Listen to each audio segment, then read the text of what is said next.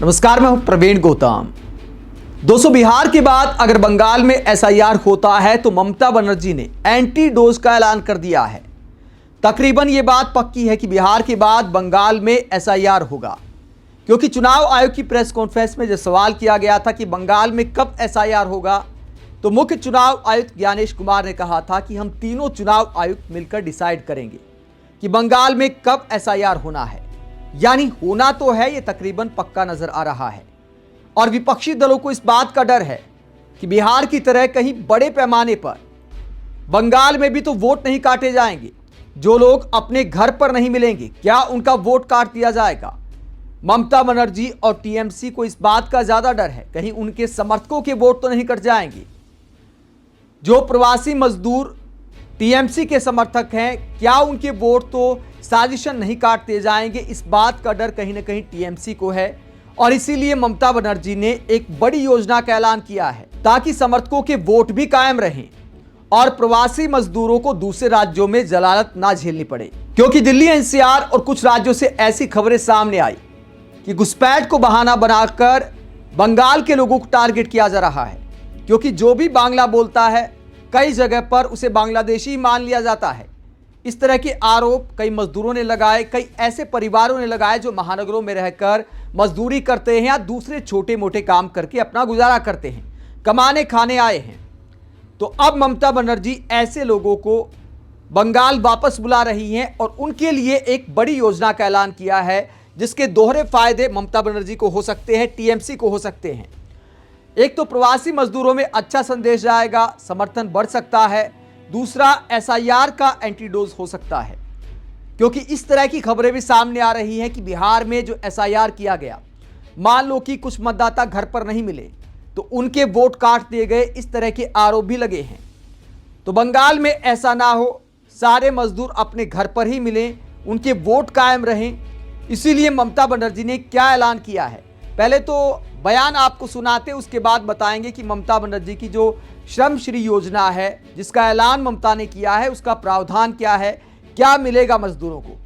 ममता बनर्जी ने इस योजना का ऐलान करते हुए कहा कि करीब 22 लाख प्रवासी मजदूरों और उनके परिवारों को दूसरे राज्यों में परेशान किया जा रहा है, खासकर उन राज्यों में जहां डबल इंजन वाली सरकारें हैं। यानी बीजेपी की सरकारों पर कटाक्ष किया है, आरोप लगाया है ममता ने। वो लोग पूर्व नियोजित हमले झेल रहे हैं। मैं शायद आपको पेठा या पायस ना खिला पाऊं, लेकिन अगर हम एक रोटी खाते हैं तो आपको भी एक रोटी जरूर देंगे। आपको उत्तर प्रदेश, महाराष्ट्र या राजस्थान में रहने की जरूरत नहीं है। तो ममता बनर्जी ने कुछ राज्यों का भी नाम लिया। आप यहीं बंगाल में शांति से रह सकते हैं, हम आपको सोशल सिक्योरिटी देंगे और आपके बच्चों का स्कूल में एडमिशन भी कराएंगे। ममता का कहना था कि आपके पास बंगाल पुलिस का हेल्पलाइन नंबर है, कोई समस्या हो तो हमसे संपर्क कर सकते हैं। हमें बताएं कि आप कब बंगाल में वापस आना चाहते हैं, हम आपको ट्रेन से सम्मान पूर्वक वापस लाएंगे। तो ममता बनर्जी ने प्रवासी मजदूरों से बंगाल वापस लौटने की अपील की है कि दूसरे राज्यों में अपने सम्मान के साथ खिलवाड़ करने की जरूरत नहीं है। बंगाल में ही आपको रोजगार दिया जाएगा, और जब तक रोजगार नहीं मिलता है, ममता बनर्जी ने क्या ऐलान किया है, तब तक कुछ पैसे का ऐलान किया है।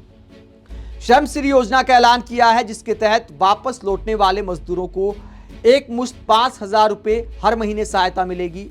पुनर्वास न होने तक अधिकतम 12 महीने तक प्रति माह 5,000 रुपये भत्ता मिलेगा।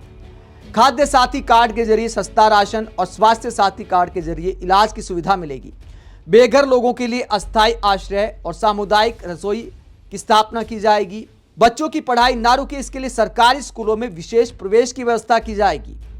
तो ये है ममता बनर्जी की योजना, जहां मजदूरों के बच्चों और उनके खाने पीने के इंतजाम की व्यवस्था की जाएगी जब तक उनको रोजगार ना मिले, जब तक वो बंगाल में आकर सेटल ना हो जाए। इसके लिए ममता ने ये बड़ा ऐलान किया है, और 1 साल का इसका टाइम पीरियड है कि 1 साल तक अधिकतम ये पैसा मिलेगा। चुनाव की दृष्टि से देखा जाए तो भी ये काफी अहम है, क्योंकि 2026 में बंगाल में चुनाव होने हैं। यानी चुनाव से पहले ये योजना भी तकरीबन खत्म हो जाएगी, तो इसकी टाइमिंग जबरदस्त है। चुनावी माहौल बनाने के लिए भी टीएमसी को इसका फायदा हो सकता है। साथ ही जो बंगाल की अस्मिता को बड़ा मुद्दा बना रही ममता बनर्जी, उसमें एक और कदम उन्होंने चला है।